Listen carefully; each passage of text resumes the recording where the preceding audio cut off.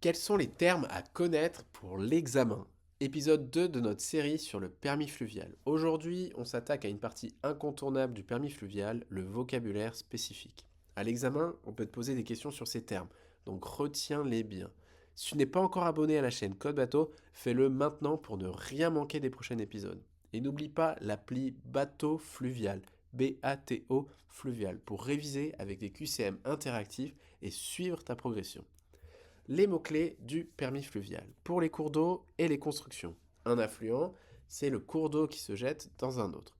Le confluent, c'est le carrefour entre deux voies d'eau. Un atterrissement, c'est l'amas de matériaux qui peut former un îlot. Une crue, c'est la montée temporaire du niveau de l'eau. L'étiage, c'est le niveau le plus bas d'un cours d'eau. La digue, c'est la construction parallèle à la rive pour éviter les inondations.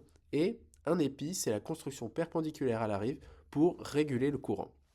Côté navigation et règles, l'alternat, c'est le passage où l'on circule alternativement dans un sens puis dans l'autre. L'avis à la batellerie, c'est les infos officielles qui sont publiées par les autorités dans les ports, les écluses et les services de navigation et en ligne. L'air, c'est la vitesse acquise par le bateau grâce à l'inertie et ce même moteur coupé.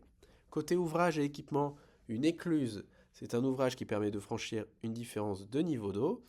Le bif, c'est la portion de voie d'eau entre deux écluses. Bajoyer, c'est le mur latéral d'une écluse.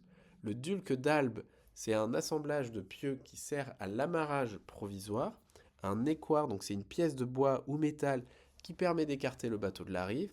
Et quelques particularités, le chômage, c'est l'interruption de la navigation pour l'entretien ou la réparation. Cajolage, c'est le fait de laisser descendre un bateau en le retenant par l'avant. Les eaux intérieures abritées, c'est les zones calmes, c'est-à-dire les canaux, les rivières, les fleuves à faible débit. Et les eaux intérieures exposées, ce sont les zones plus complexes, comme les embouchures et les zones à trafic important, comme par exemple le Rhin. Prochain épisode, on continue sur les termes à connaître. À bientôt.